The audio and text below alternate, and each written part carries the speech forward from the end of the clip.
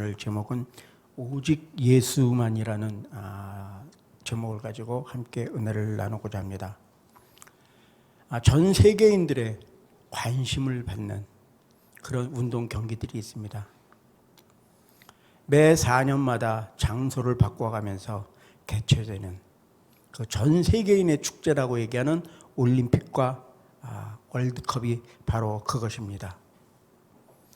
2002년도 정말 2000년이 새로 시작되자마자 우리나라에서 월드컵이 열렸습니다. 이 한국이라는 세계에 잘 알려지지도 않은 이 작은 코리아라는 나라에 전 세계의 이목이 집중이 되었습니다. 바로 월드컵이 우리나라에서 열렸기 때문입니다. 저는 그때 물론 미국에서 봤지만 그 TV에서 보고 얼마나 놀랐는지 모릅니다. 어디서 그렇게 많은 사람들이 빨간 유니폼을 입고 나와서 대한민국을 연호하면서 정말 응원하던 그 모습이 아직까지도 눈에 생생합니다. 정말 경기장마다 남녀노소, 외국인, 내국인 불문하고 꽉꽉 정말 말 그대로 입추의 여지없이 들여차서 자기가 응원하는 자기 나라를 응원하던 그 모습이 아직까지도 생생히 기억이 납니다. 그때 그 경기장에 내국인, 외국인 할 것 없이 정말로 수많은 사람들이 몰려들었습니다. 그 몰려든 사람들이 어떤 사람들은 자기가 응원하는 팀이 승리하면은 웃고 어떤 사람들은 자기가 응원하는 팀이 지면 슬퍼하고 참으로 각양각색의 사람들이 다 있었습니다. 정말 수만 명의 인파가 그 스타디움 안에 들어찼지만 그 사람들이 전부 다 이구동성으로 한 팀만 응원하는 사람들이 아닙니다. 한 종류의 사람들만이 아닙니다. 각양각색의 사람들이 있었습니다. 그 관중들 안에는 정말 어느 한 팀에 돈을 걸고 도박을 하는 도박사들, 또 거기 경기를 관람하는 관중들을 향해서 그 사람들에게 물건을 팔아서 돈을 벌려는 장사꾼들, 또 그 경기를 진행하기 위하여 정말 나와 있는 그 경기 관계자들, 또 수많은 사람들, 경기만을 관람하기 위하였던 그 수많은 사람들, 참으로 여러 종류의 사람들이 그 경기장 안에는 있었습니다.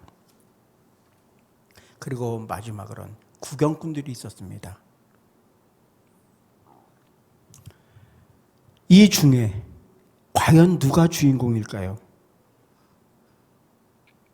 근데 우리가 일반적인 그런 생각으로 하면 정말 오늘의 이 경기를 위하여 승리하기 위하여 1년 동안 아니면 수년 동안 열심히 땀 흘리고 인내하며 훈련했던 선수들이 주인공이라고 생각하기가 쉽습니다.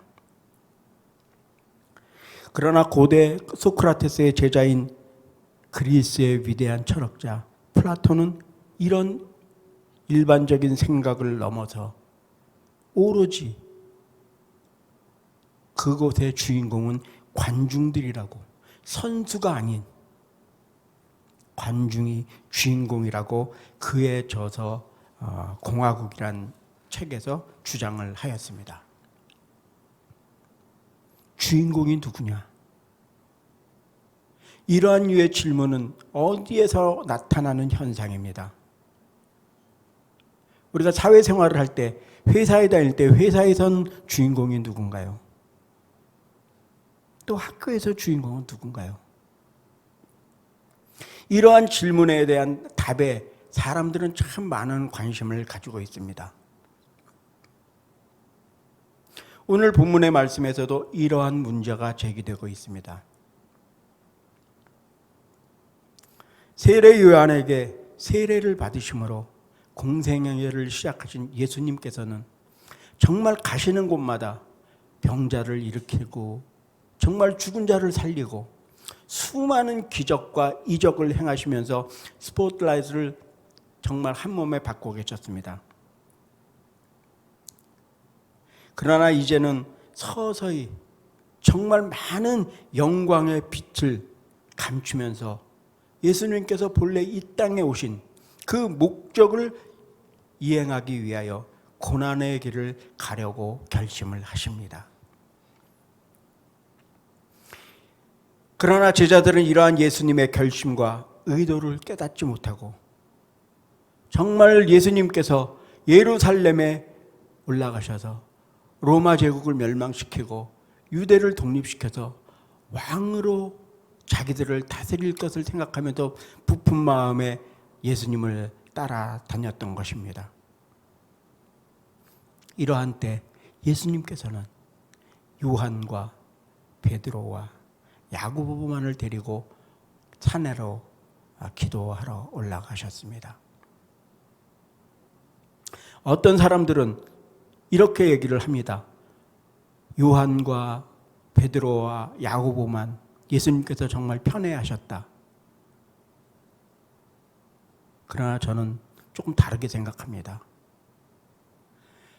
그들은 정말 예수님이 잠깐이라도 옆에 안 계시면 사고를 치는 사람들이었습니다. 예수님이 보시기에는 아픈 손가락이었던 것 같습니다. 그렇기 때문에 항상 대동하고 다니셨다고 저는 그렇게 생각을 합니다.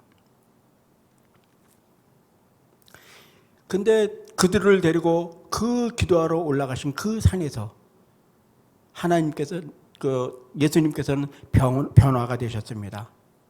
용모가 변화되고 옷이 휘어져서 정말로 똑바로 쳐다보기 힘들 정도로 빛이 났습니다.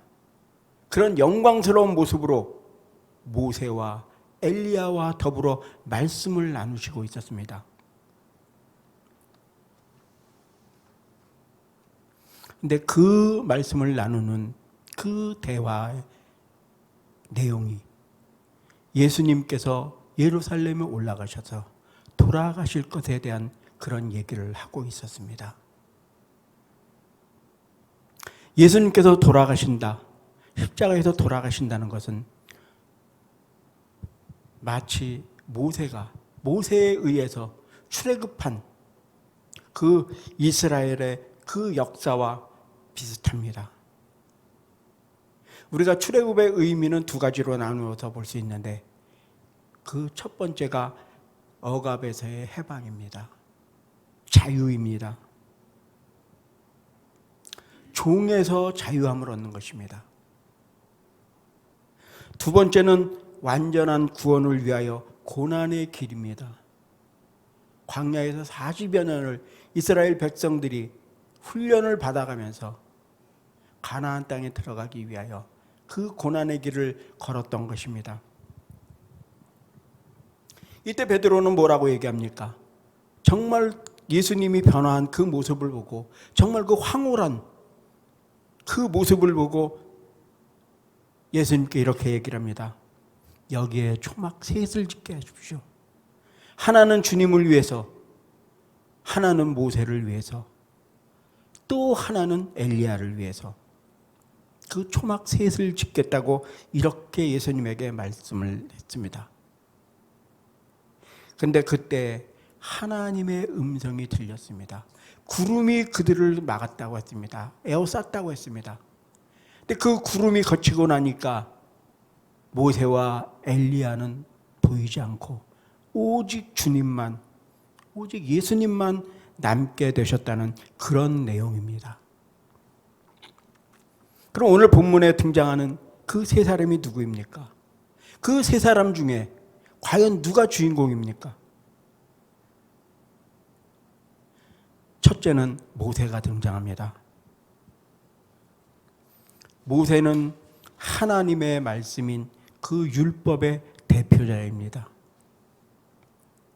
율법은 하나님께서 이스라엘 백성들에게 주신 것으로 이스라엘 백성들이 올바른 길을 걸어가도록 도와주는 그런 기준입니다.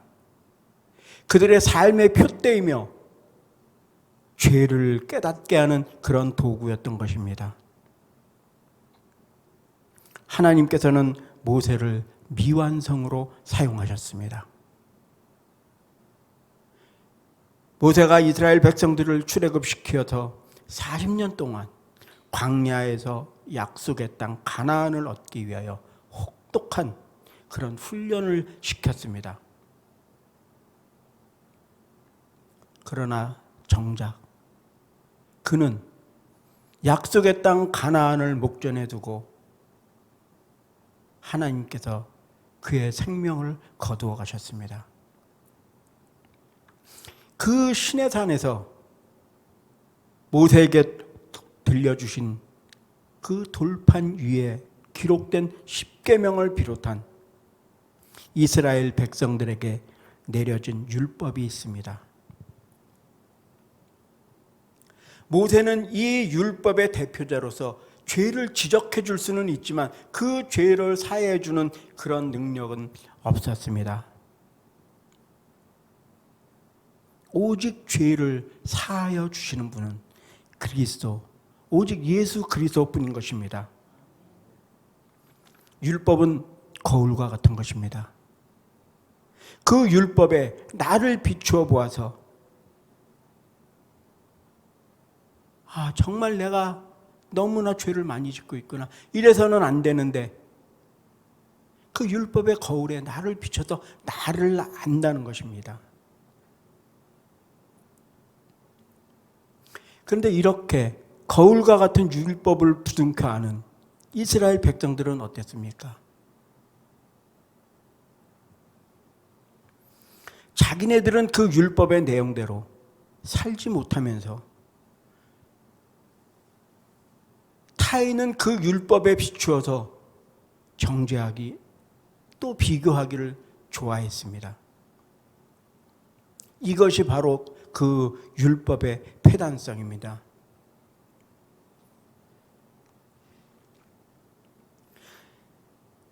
모세와 율법을 보면서 우리 인간들이 얼마나 정말 제한된 존재인가를 깊이 깨달을 수 있는 것입니다. 내 눈에 있는 들보는 깨닫지 못하면서 남의 눈에 티끌이는 얼마나 정확하게 봅니까? 나는 엄청난 죄를 저지르고 있으면서도 상대방이 조금 실수하는 것을 용납을 못하는 게 우리 인간들의 본성인 것입니다.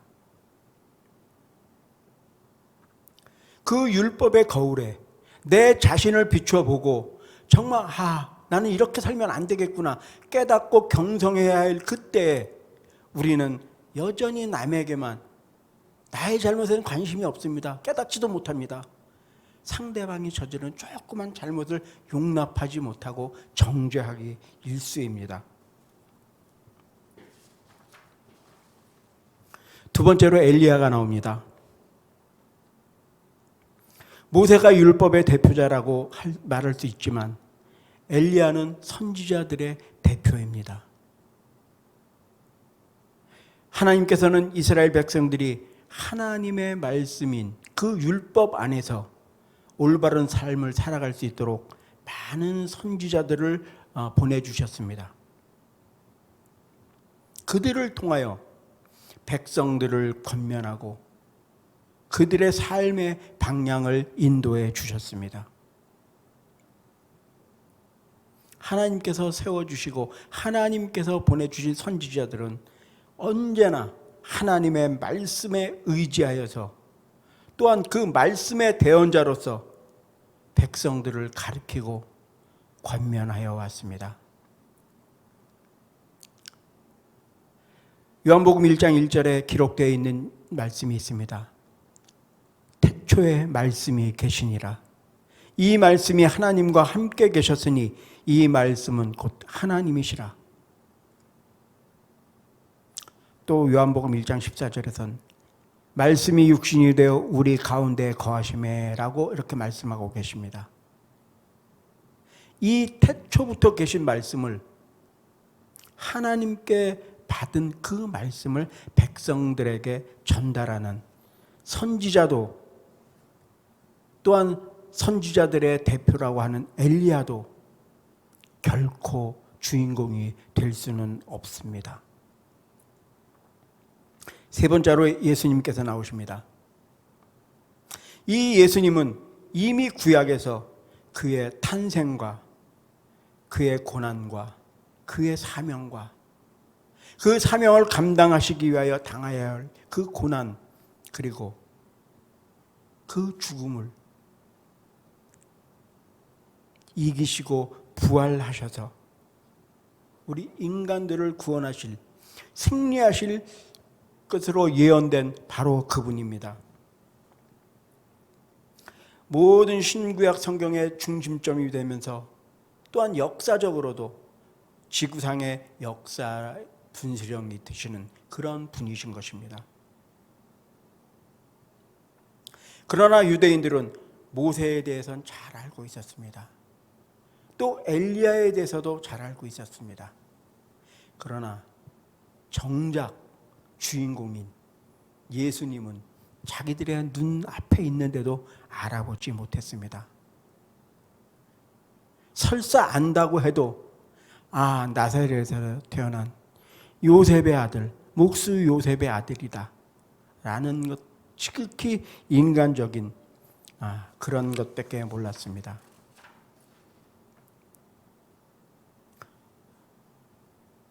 어떤 사람들이 이렇게 얘기했습니다. 저 예수의 형제들, 형제 자매는 우리와 함께 있지 않느냐 라고 예수님을 폄훼했습니다. 그렇게 얕잡아 봤습니다. 그러하신 예수님께서 요한복음 10장 30절에서 나와 아버지는 하나이다 라고 선포를 하셨을 때, 다시 말해서 내가 하나님이다 이렇게 선포하셨을 때 유대인들은 옷을 찢고 참남하다고 외치면서 예수님을 심성모독죄라고 하나님을 모독했다는 그 죄를 뒤집어 씌워서 죽이려고 했던 것은 어쩌면은 그들에게서는 당연한 것일 수도 있었습니다.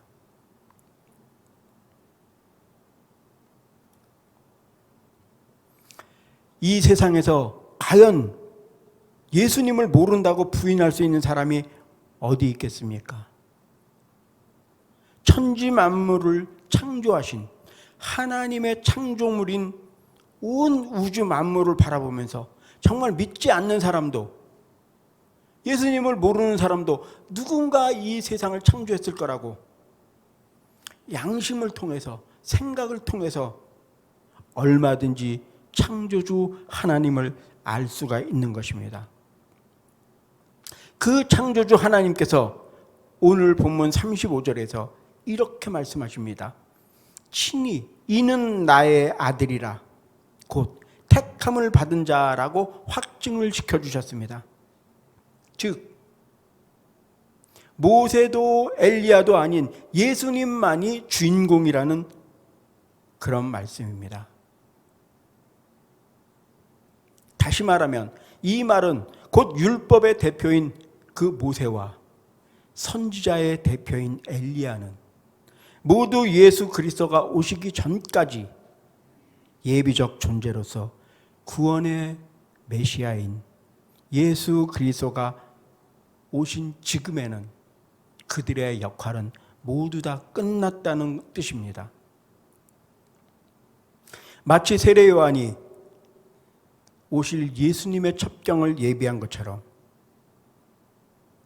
모세와 엘리야도 예수님을 빛내주기 위한 조연이었다는 것입니다.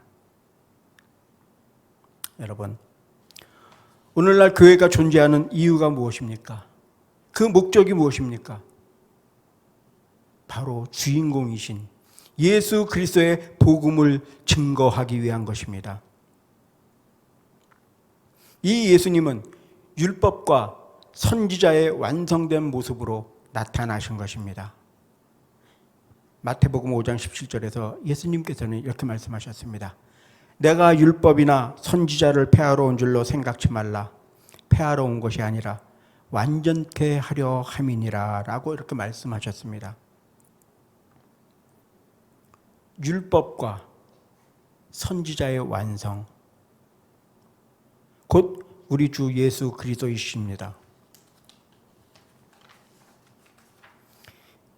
이 예수님께서 이 땅에 오신 그 목적이 무엇입니까?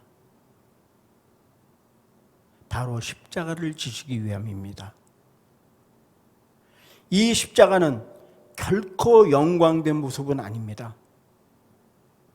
로마 시대에 중죄인들을 처형하던 그 사형 도구였습니다.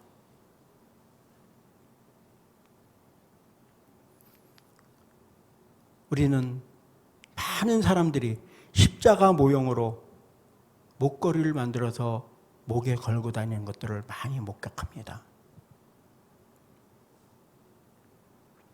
우리가 바라보아야 할 것은 십자가가 아닙니다. 십자가 위에서 돌아가신 예수님의 모습을 보아야 하는 것입니다. 십자가는 사실 우리가 엄밀하게 얘기한다면 우리가 가장 사랑하고 우리가 정말 우리의 경외의 대상이신 예수 그리스도를 못 박은 도구이기 때문에 오히려 우리는 그 십자가를 증오해야 되는 것입니다. 예수님이 없는 십자가는 우리가 증오해야 하는 것입니다. 그런데 그런 십자가를 아무 의미도 없이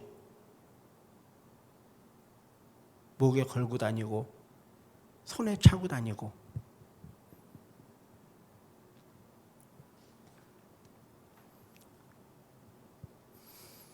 십자가는 고난의 상징입니다.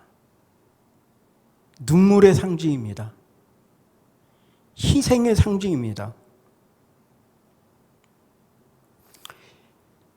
여기서 우리에겐 또 하나의 절대적인 질문과 해답이 필요합니다. 오늘날 교회의 주인공은 누구입니까? 라는 질문입니다. 교회의 주인은 누구시냐라는 그런 질문입니다. 바로 예수님이어야 한다는 것입니다. 저와 여러분의 죄를 담당하러 오신 그 예수님이어야 한다는 그분이 교회의 주인이시라는 것입니다. 그런데 저나 여러분, 정말 예수님이 진정한 주인공으로 여겨지십니까? 정말 많은 사람들이, 심지어 많은 목사들, 교회를 통하여 예수님의 복음을 전하기보다는 예수님을 통하여, 교회를 통하여 무엇인가를 얻으려고 하는 자들, 예수님이 전하라고 한 그 복음에는 무관심하고 예수님께서 불쌍히 여기라고 말씀하신 그 영혼 구원에는 도통 관심이 없습니다. 오직 자기 배만.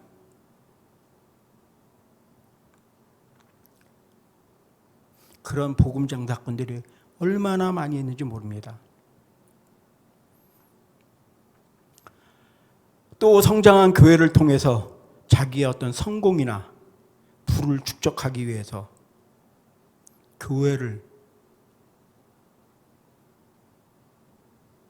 발판으로 삼는 사람들은 없습니까? 사랑하는 성도 여러분, 우리가 교회에서 바라보아야 할 것은 오직 예수 그리스도이십니다. 내 신앙의 모습, 내 믿음의 모습을 통해서도 오직 예수님만 보여야만 합니다. 만약 우리 삶 속에서 예수님이 아니고 다른 무엇이 보인다면 그것은 조연과 주연을 착각하고 사는 것입니다.